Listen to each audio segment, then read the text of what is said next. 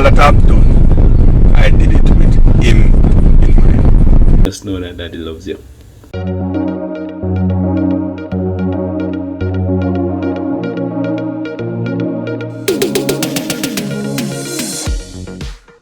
Thank you for joining me in this final part of our Father's Day special.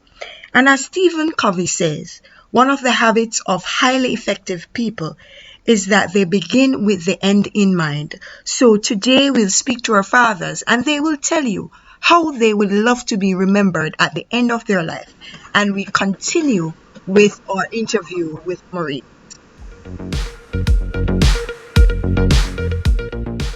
That I showed them love. I showed them how to love from a male's perspective and what love is, what to expect, and being present in whatever form I can, being present and reliable in terms of their dependencies. At whatever stage they are in their lives, they can call on me for that assistance in that area that they know that I'm capable in assisting them with. That I was a great man, great trainer in perspective, because that's the reason why I get up every day out of my bed. So my daughter look up to me like my father. Second, hey, I love my family. I take care of my family. I was a provider. I was a true provider. I didn't put nothing on no one before my family. I always been there, and hopefully Zion and her brother would come and do the same thing. Like I watched my father, I watched my mother provide for us, make sure food and a roof was over our head. And here I am today. Up to this day, I get up out of my bed because I saw my parents get up out of their bed early and do what they need to make sure a roof is over our head. Being a good example. And knowing that I tried my best and that I've done all that I've done, I did it with him in mind. Knowing that he's my responsibility, and I totally believe that being a parent, being a father, is one of the most humbling experience, a responsibility that I would never shun. Because each time I look at my child, I look into the past, because seeing Christoph reminds me of myself whenever I have anything to do, whenever I have stuff to deal with. I do them with Christoph in mind, knowing that whatever I do today will affect him tomorrow. And that is what I want him to remember, that his father ensured that he, in case of anything unforeseen, there's enough to sustain him until he's a man. The things I instilled in them, right? The way they're supposed to live, the way they're supposed to treat people, the discipline they're supposed to put in their life, and never give up on anything and always work hard to achieve your goals. Your goals are your dreams, and they're the most important thing, and we are here to ensure that you get the education in order to set that ground that you can stand firmly on to shoot off and build to where you need to get to in life. And that's what I hope they remember, and also the love that I had for them. The love that you have for a child is something special. It's a love like no other. It's a love that you don't even have for your spouse, right? Because your child pretty much is like your heart walking around on the ground. There's just a few things. I mean, you can talk forever when it comes down to how you feel about your kids, especially how you love them. And as a father too, I mean, there's nothing more important in my life than them. I look forward to hearing from them daily. I look forward to their achievements. I celebrate their achievements with them, and it makes me feel just as good as them when they achieve their goals. And but if they see this, just know that Daddy loves you. It's a don't talk business. Man don't talk, man walk away. A man don't talk, so you follow instructions. Now I realize that it's a little bit different now. You can't shut the children's mouth, because it seems like the world is they are more exposed then, and they know more stuff. They will know more than you. So sometimes you have to know them to speak, to learn stuff. So it's there are certain fundamentals you still have where the children must obey, but the children should still speak. But there's a line that they shouldn't cross. My father was what we call strict and disciplinarian, but it was kind of old fashioned. It was kind of old fashioned where if you talk, you get a boof or you get a conk or something. We don't. You talk now, but the children still have. They can share their opinion, but you have a line that you don't cross this line, boy. This is where it stops, or the buck stops here. So, boys know. Well, when my father was kind of he was very rough on us as boys because he thinks the boys should be. I still kind of have that. I still kind of have that, but I do it maybe the more modern way, meaning that you still have to do things that boys should do. You must be the effeminate thing. I don't subscribe. I don't even take a spoon of salt for being effeminate. So certain things I don't want my sons to get involved. I don't want my sons to dance. I don't want my son to go in a dance room. They can play football and they can. This is just me. They can do certain things, play games. But that isn't that limited. Suppose that is their gift and their talent to be dancers. Suppose their gift and the area of giftedness is to be dancers. That is limited. And I mean there are different kinds of dancing. Yeah, but for me, I am somewhat not into that. So I will kind of impose my approach to them where it comes to dance. So I'm very in that sort of thing. I don't kind of give much room for that. But there are certain things where I'll give room for them. But I mean, grow them to the best of my knowledge, instill the value system, instill what the Bible speaks about. And I tell them that you are to be the best. You are to be the best. I am your cheerleader, boys. That is what I tell them. I am that is your first cheerleader. No matter what anyone else say, Daddy is your cheerleader. And I tell him, I remember the big one is kind of a little bit of a perfection. He's like very perfect. And I saw him get really enraged one day because he got two things wrong out of 50. And he was really mad, tear down his eyes, said he doesn't like to get things wrong. So I have to say to him, boss, you're not gonna get everything right in life. But you still have to go and get up and say, remember daddy still say you have to get 150. But I'm not gonna kill you. So I still have certain things. And never you let persons other people lead your family, like listen to people on road or whatever. You guide your family with God leading you, and you follow the leading of God and sometimes follow your intuition. As a parent, you have intuition. Your intuition can tell you, say, not so, but so. And you know your child more than you should know your child better than anybody else. But I don't think no one knows my kids more than I do.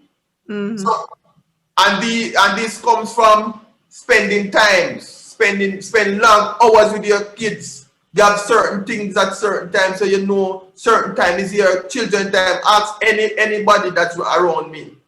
When it comes to my kids, pick up time at school, when it comes to be home with them, when it comes to test and exam and time to book work, I am leaving everyone else. All of my friends space me, leave my friends and find time with them.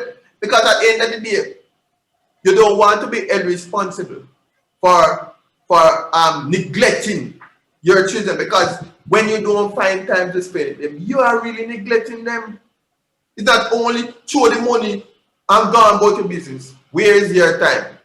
I really said no, but I said no one should teach my children to read, you know. That is why I ensure that I let the small one learn to read from my mouth. I said, this is how you read. So spending time, and so I don't know, my father never spent much time with us based on his jobs then. The whole 8 to 5 and 9 to 5, and then the whole church factor. So that's a major difference with me and him. I spend time with my kids. Time is important. But one thing I kind of remember what Daddy used to do, and I think I need to start doing. Used to have prayer service like every Sunday morning. You dare not miss that prayer service every Sunday morning. So I don't know. I want to start doing it. But what I do now as a father, I maybe I'm doing it in a different one. 8:30 Saturday nights, we are in bed. The Bible is being read 8:30 Saturday night. So maybe I have a different format. We read interesting Bible stories, get them involved and get them excited about the whole thing. So maybe this is my format. 8:30, we get interesting Bible stories. So Martha would read and Ian would read it.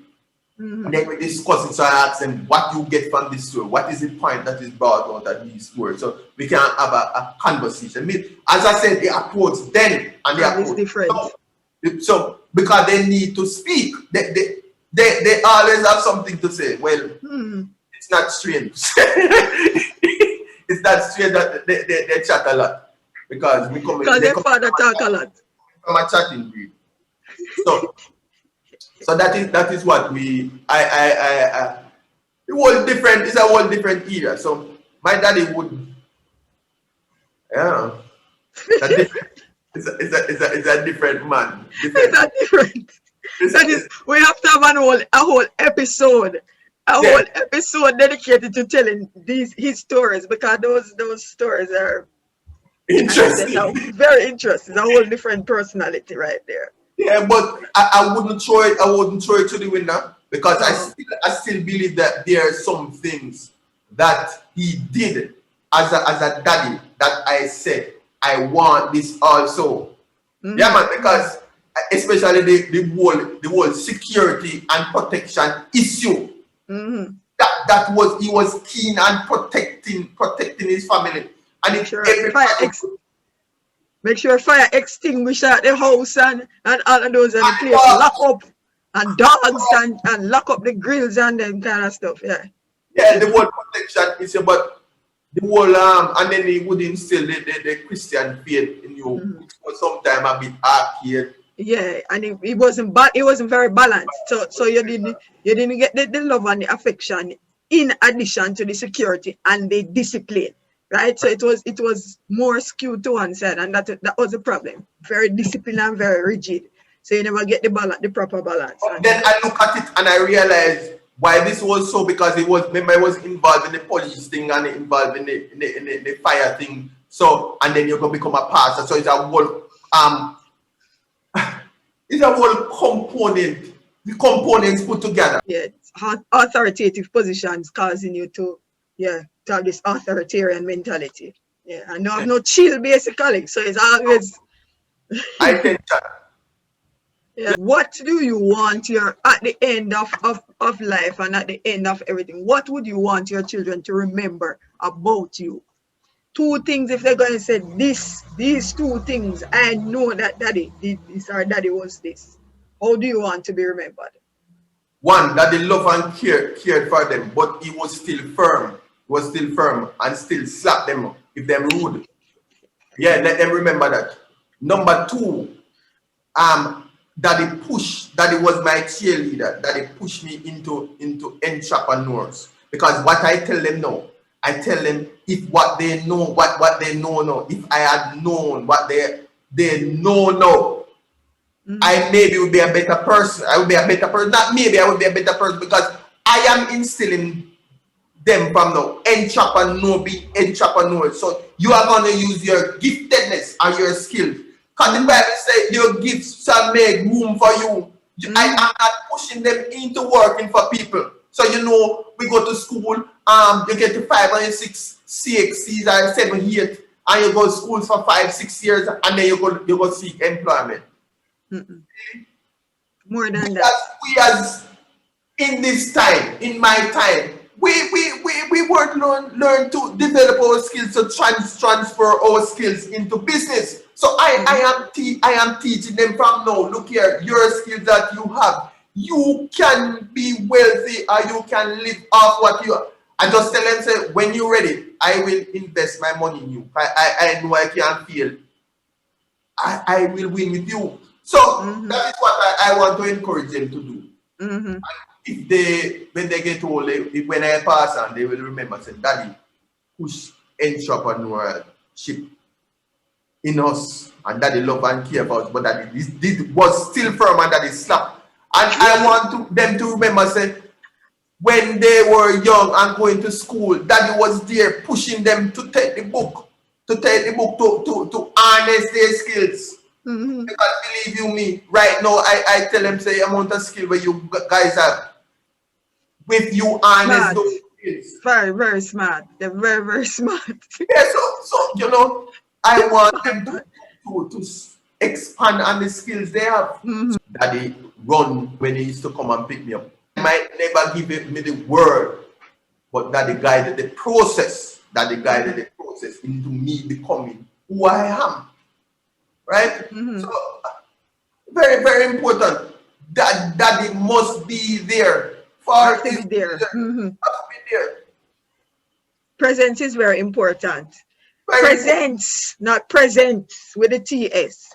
Presence important, you know, but the presence, being there is very important. All right, so we're wrapping up now.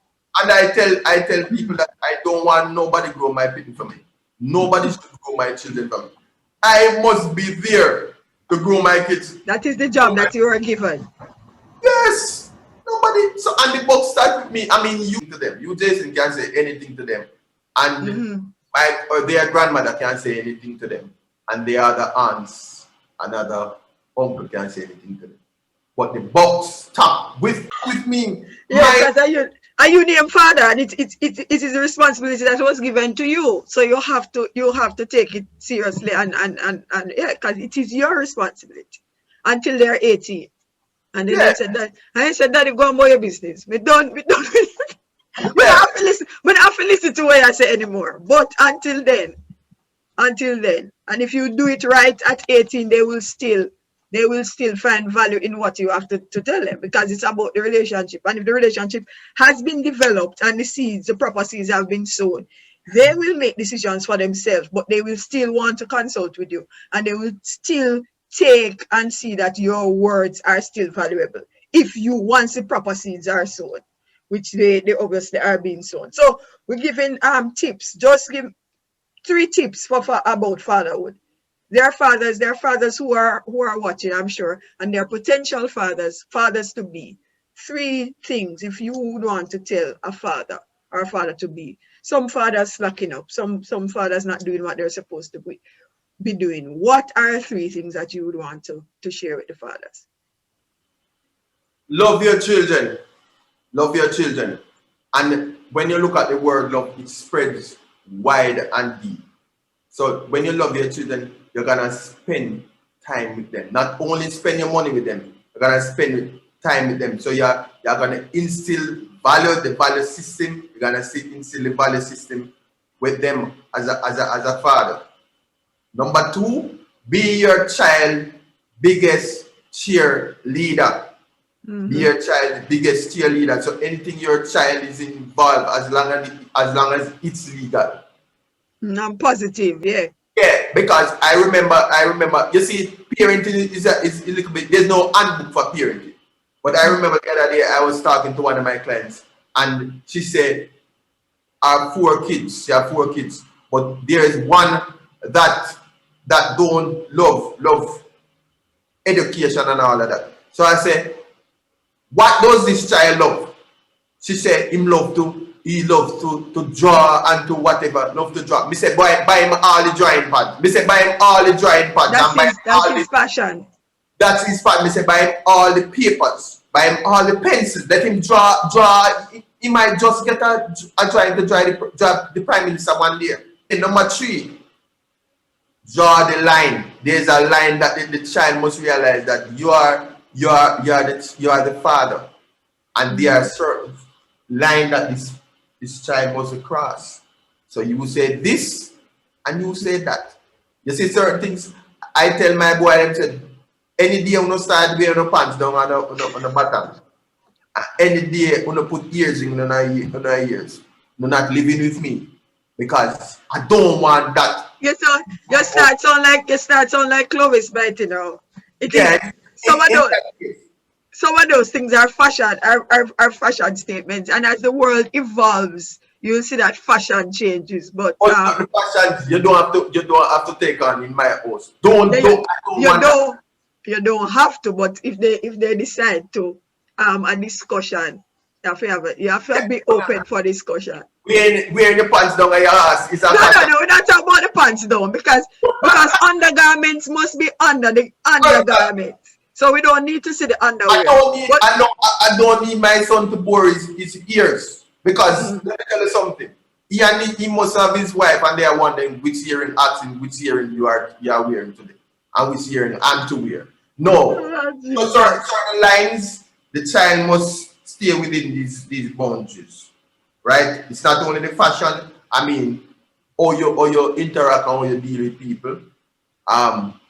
Your whole expressions, or you speak, I kind of get them that way. So there are certain things I must hear come out of your mouth, because it's not accepted.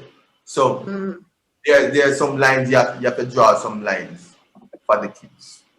All right, Clovis. No pants, no pants down the bottom and no area. I can work with the long hair, because maybe if my hair never drop off, I would maybe have a long hair. Okay? I don't have a problem with it. You don't have a problem with the hair. No, I don't have a problem with it. You don't have a problem with the hair, but you have a problem with the earring and the pants down the bottom. I mean, as I say, to each his own, and everybody have their own different likes and the different quirks. But it's just, as I say, it's just the most important thing is about the love and the communication, and about being there. And they mustn't have any doubts as to whether you love them and that you are there for them and you are cheering them on.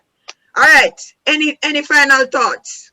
Don't chat to you now, because you like talk, so you talk your whole day. Nobody is more, nothing right now in life is more important to me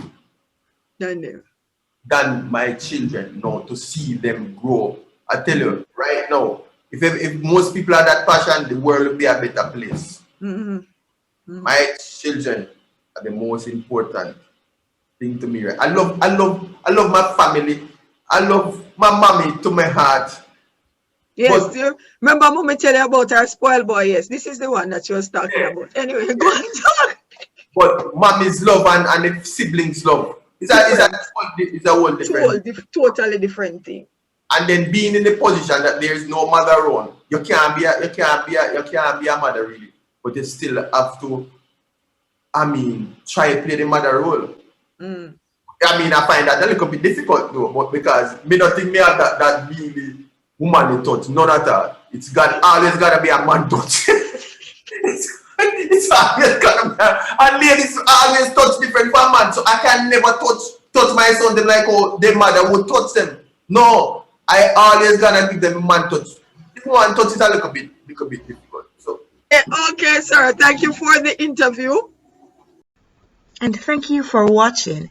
As our fathers continue to touch the lives of their children in a positive way, remember to subscribe, to like, and make sure to comment and share this video.